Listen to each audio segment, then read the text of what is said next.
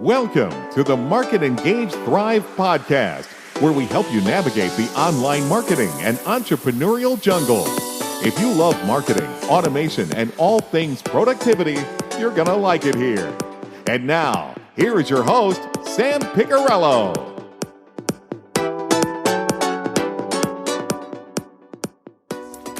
Welcome to another episode of the Market Engage Thrive podcast. Thank you for joining me for another episode.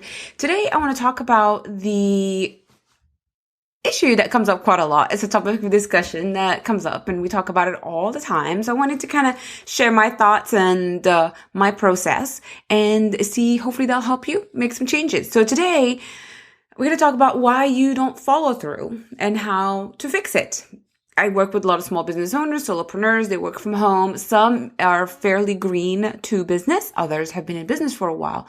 But it's pretty much the same across the board, with slight variations, of course. People who've been doing it for a long time, they're aware of the problem, so they prepare for it. And others, they don't know, so they don't have the coping skills and the time management skills to deal with it. So let's get started. For those of you who are new to the podcast, my name is Sam Piccarello. I am a business growth strategist, and you will find me rambling on this podcast at least once, usually about 3 times a week, depending on the schedule. And I'll talk about everything to do with business growth, productivity, marketing, social media, some personal development. I like to dabble in there as well. But that's what we're going to talk about today. So this has come up quite a bit, and it's something that I talk about all the time. And and it's okay. It's perfectly normal. It happens to all of us that we get pumped up about new projects, right? New projects are very, very exciting because obviously it's a new idea. It's a fresh idea. And clearly we think it's a better idea than whatever we were working on at that time. And I think sometimes what we all forget is all ideas are pretty good to begin with, because the ones we've been working on, we kind of got tired of looking at it or working on it or talking about it, developing it, maybe even promoting it. And you just get tired of the same thing. And so new ideas, new projects are very exciting, and the prospects of you having more success with it are very exciting as well.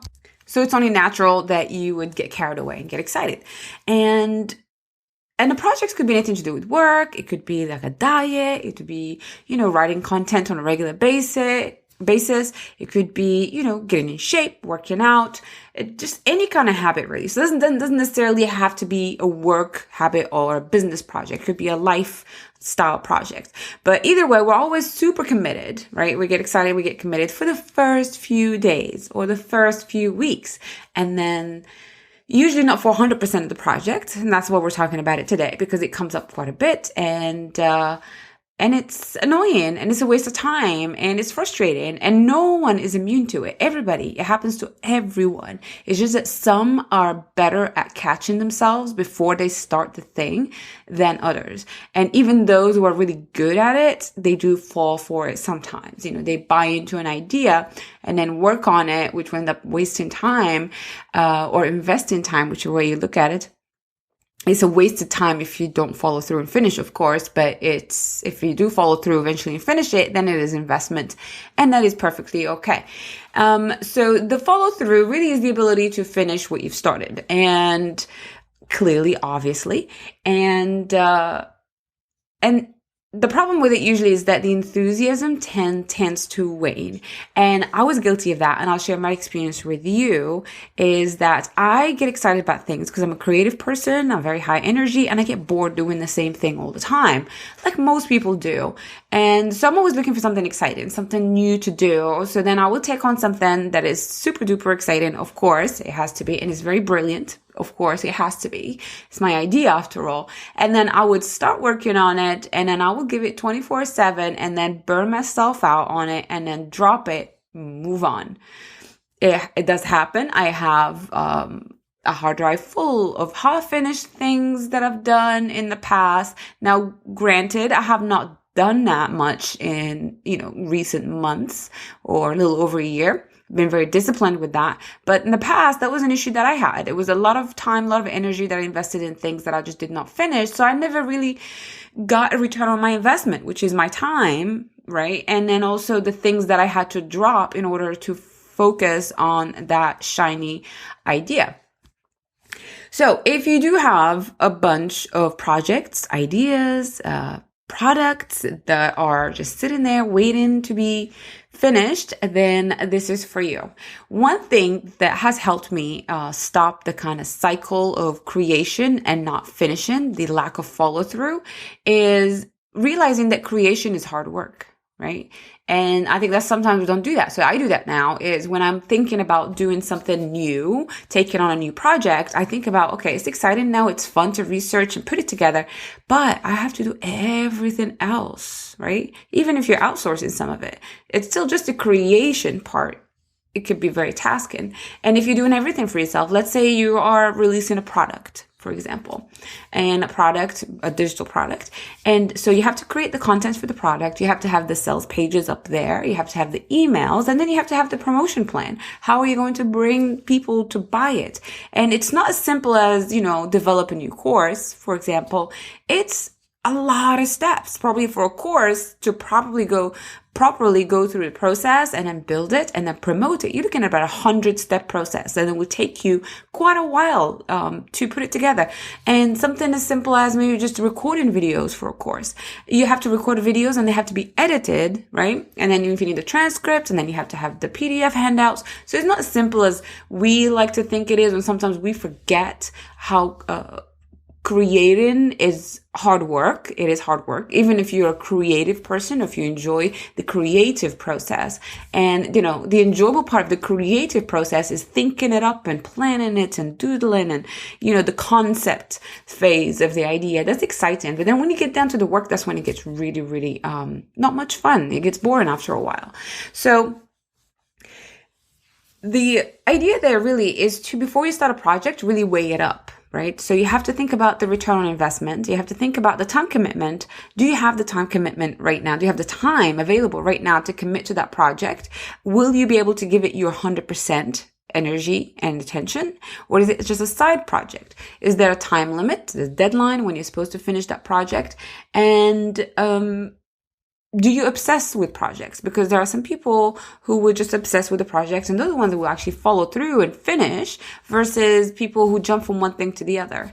And another thing to consider as well is to, obviously I talk about this quite a bit, is to be disciplined with your time. So think about your mornings. Are you the kind of person who jumps from one thing to another throughout the day? Or are you someone who has a purpose in the mornings? You have a mission, you have an important activity that you're supposed to do that day, or 2 of them or 3 or 5, doesn't matter. Well, hopefully it's not too many, because then it's just a useless, to-do list. But are you able to focus your time and your energy on one task at a time? So that really speaks to your time management and to your level of organization and your focus, whether you have the focus to stick to a project. If you're someone who writes an email and then you write half of it and then you go off to do something else and then come back to the email, and you do that on a consistent basis, it's just your style, then finishing a project is going to be very hard for you, because clearly you haven't trained yourself to maintain focus and concentration for long periods of time. And it happens to a lot of adults. I work with a lot of them.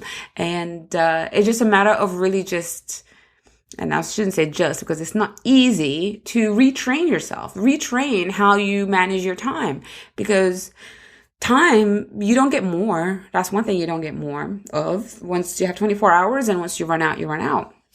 You have so many days in a year, and that's all you get. Or you have so many years to live on this planet, and then when it's over, it's over. It's kind of depressing, but we don't get any more. And it's unfortunate that so many of us end up wasting so much of it by just jumping from one thing to another. And I've spoken before about, context switching, which is basically multitasking, or just multitasking is also known.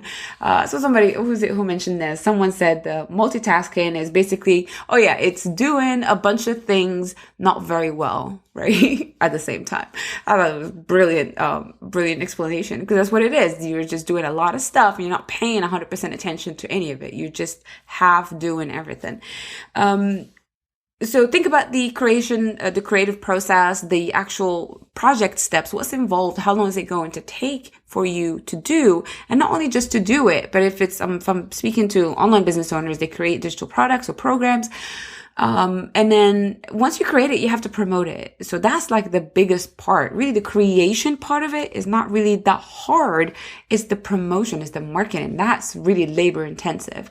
So always keep that in mind. Me personally, I've toyed with an idea and I've been recording little bits and pieces here and there about a book. I've had an idea of a book for a long time. And it's like a self-help business book. It's not like a novel or anything. I don't think I have the creative juices for that just yet, but maybe one day. But I've wanted to write one. And nowadays it's very easy to write a book and publish it. You can self-publish, you put it on Amazon, and there you go. You have a book.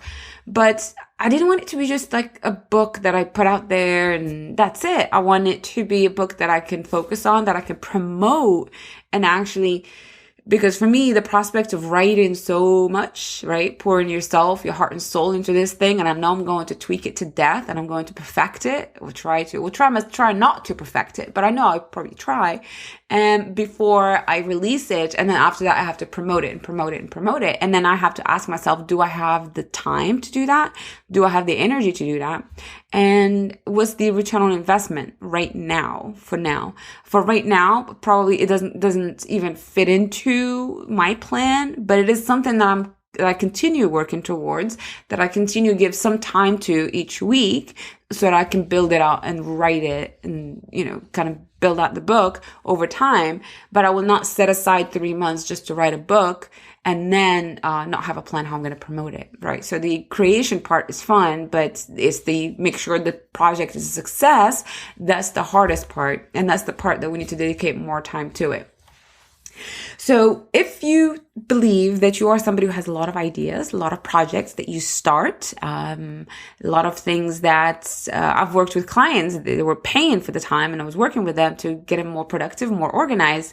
And then, they jump in and start doing something completely different that was not part of the plan. It's just that thing and just you get excited and it's so much fun. But then also one thing you got to know about is about enthusiasm, half-life. It has a half-life. Half-life, it depends. It's different for everybody and how big or meaningful the project is to you. But then after a period of time, that enthusiasm is going to die down, is going to become more of like dread, like, oh my gosh, I got to do this thing.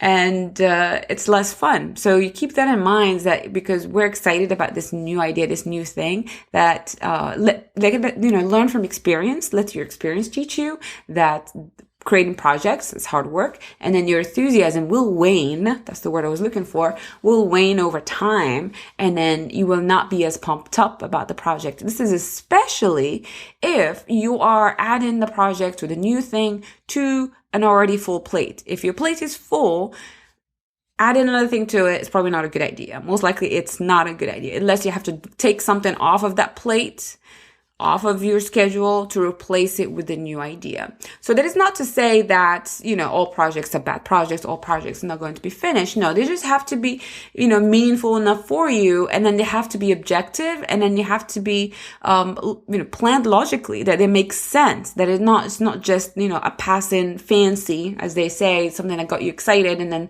before you know it, you've given it 10 hours this week. And then by next week, you've lost excitement, lost interest, and kind of let it die off, because literally you've just wasted those 10 hours of your life that you're not going to get back. And, that's unfortunate. So it's all about really optimizing your time and then just going through a decision-making process of what you should be doing. So when we think about that, so I said about the creation process, keep that in mind, that it is exciting, but it is a lot of work, and enthusiasm wanes. And if you're not a master of your schedule and your time yet, then I suggest you start with that first and make that a habit, so that you are handling the other stuff that goes on in your business and get to the project as well. You have time scheduled for it in your schedule so that you can do it. If it's just a burst of energy and I'm going to work on this for 2 days and that's it, then it may not be a good plan, because you still have to maintain, you still have to do all the other stuff. So as you're thinking through your projects and trying to make a decision as to what to choose, think about the long-term benefit of doing this project.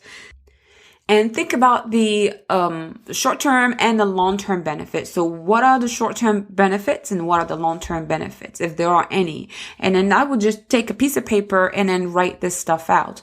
And, just give it a number from 1 to 10. If long-term benefits are high, then you give it a 10, obviously. If the long-term benefits are low, then you give it a 1. Clearly. And then as you go through this, and then you ask yourself about the time commitment. Is the time commitment low? Is it high? You ask yourself, does it fit my current schedule? And obviously it'll be a 1 if it doesn't fit, or a 10 if you have plenty of space for it.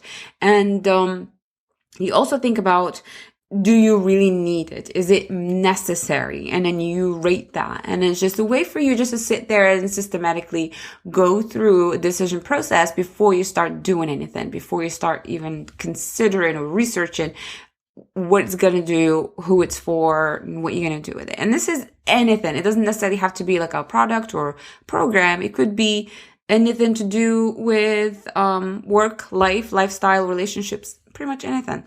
And go through that process and then ask yourself those questions and think through whether it actually makes sense, whether it is actually a logical thing.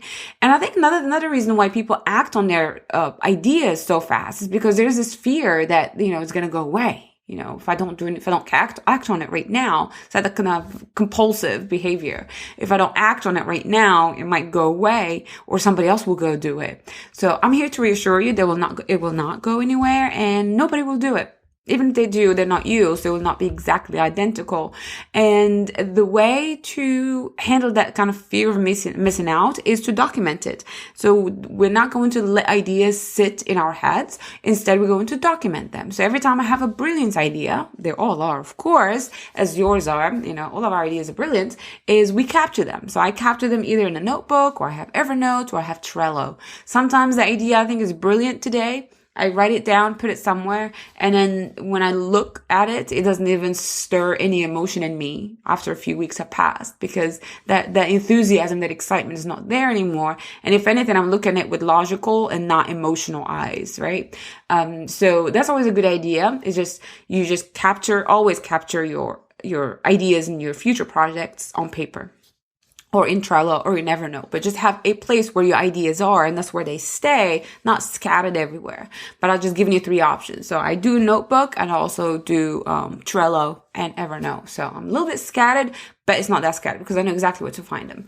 They're not in a notebook with other things. They're in their own special notebook, because sometimes they may not be on my computer when I think of something, and I just write it down. Or maybe it could be a quote that I heard, or it could be a person that I want to check out that I've heard of, and I'll just write it there and it'll stay there. It's like my scratch pad almost.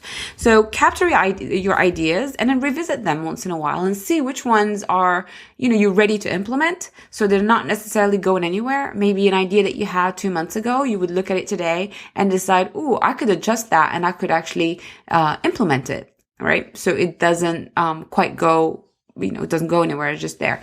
And, but yeah, I do highly, highly suggest that you find a place to capture your ideas and always keep them there. So that way you don't have that fear of missing out, and then you will slowly shake off that compulsion to act on things as soon as you think of them, right? Because we're just trying to save your energy and save your time, so you're not acting on everything that comes up. And being an online business owner, you're exposed to a lot of information, a lot of advice, a lot of courses, a lot of programs, a lot of marketing campaigns, a lot of just ideas everywhere.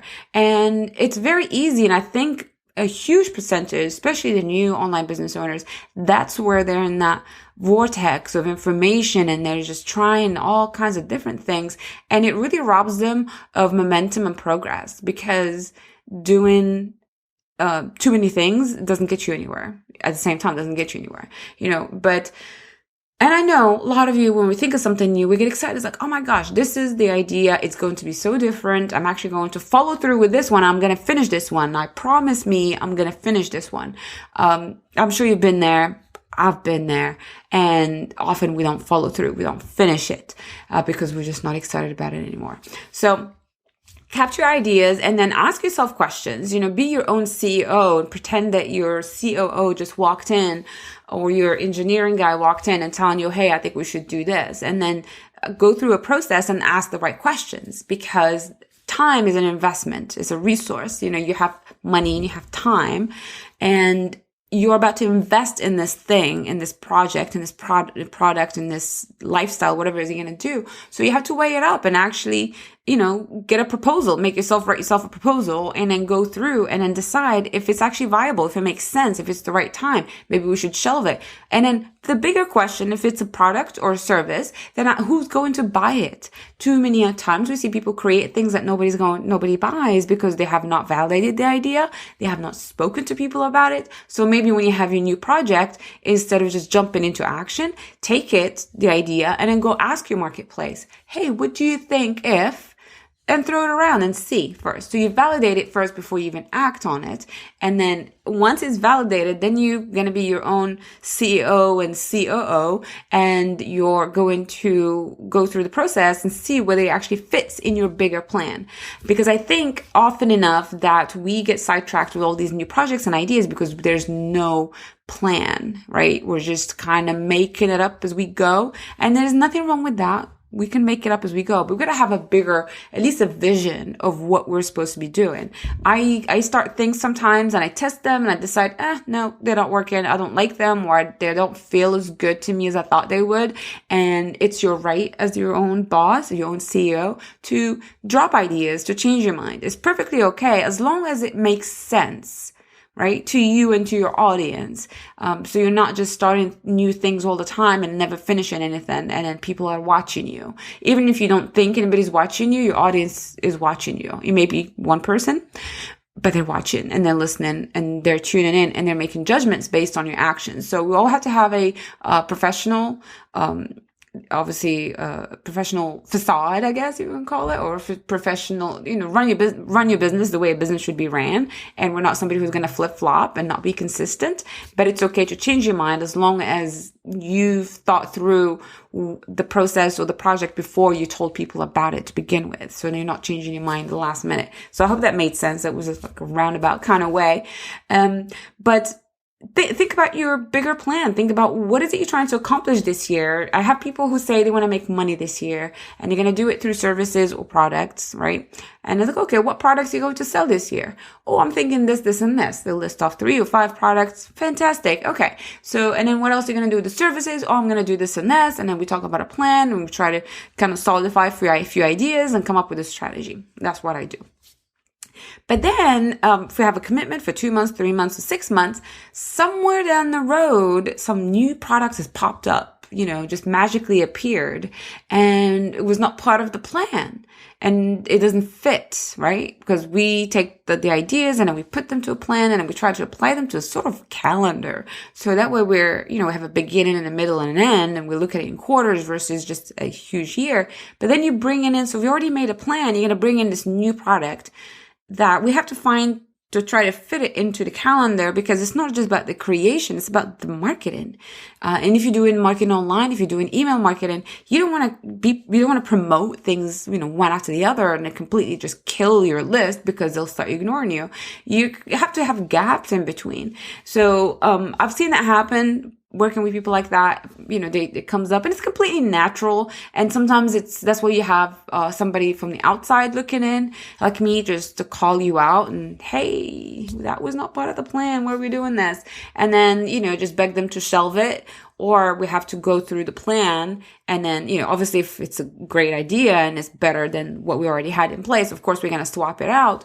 But if it's not, then we just have to recommend that we shelve it. It's up to them what they do with it because it's their business. But quite often though, people are attached to the new project. So they will push through, they will fight for it and do it. And that's okay. That's perfectly fine. But my job is just to say, hey, I don't think this is a good idea. You should not be wasting your time there.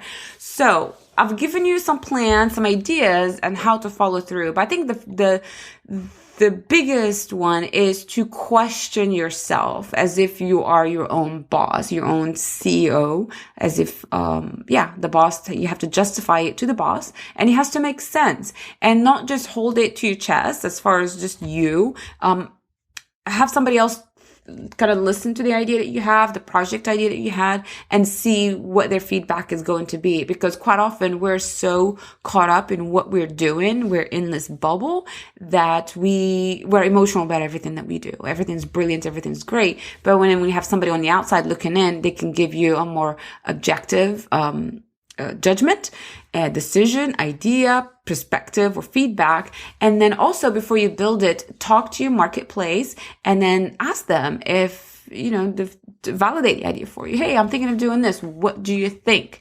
Or if you don't have an audience, do some research in your marketplace and see what's going on. Maybe there is a market for it. And, for me, for example, when I told my personal, so as I said, it could be anything, follow through with anything in life.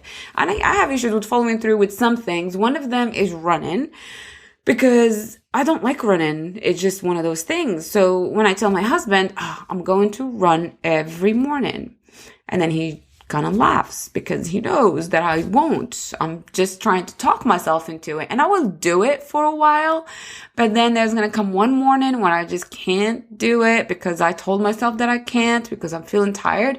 And then, it takes one day of missing it, and the next day, I'm not doing it. And then it goes on. So, but his job is to call me out, but, make you feel bad because he knows, you're not going to do that.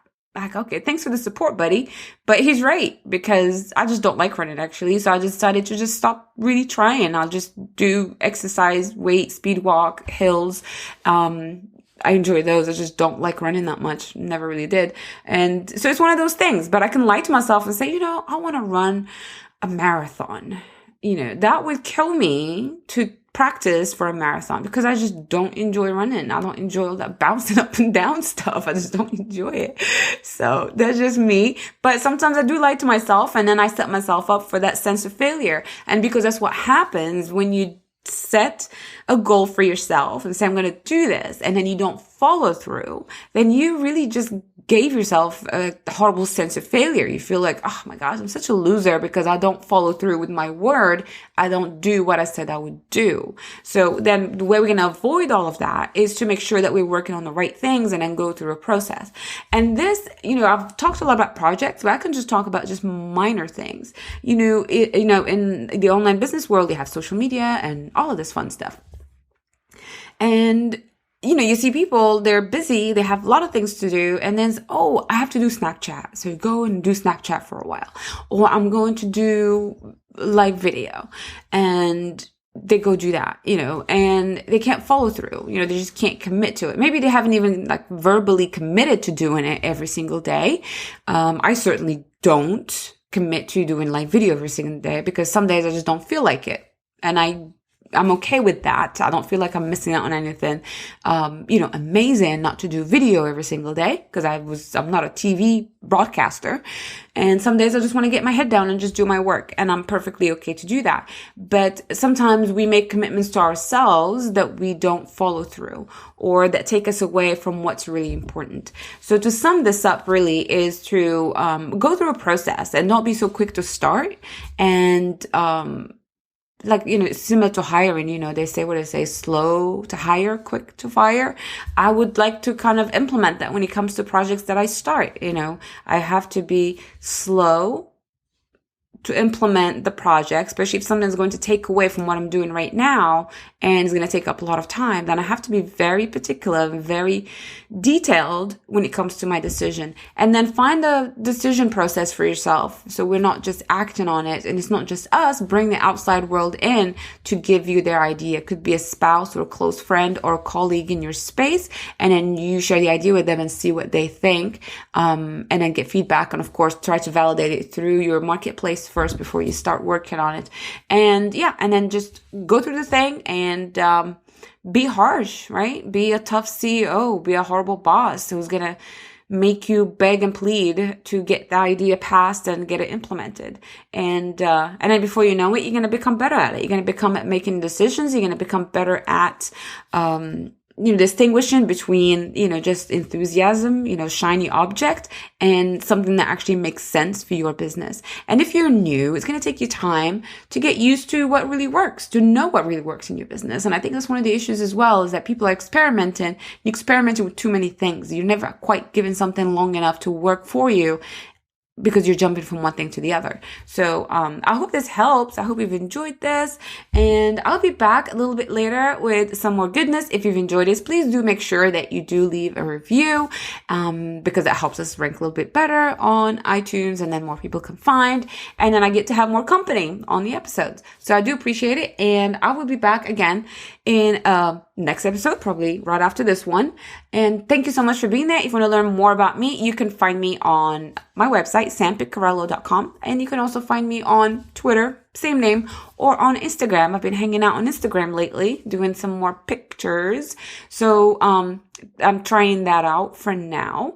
And you can find me there if you want to follow me there. So thank you so much for hanging out with me, and I will talk to you again later. Take care. Bye.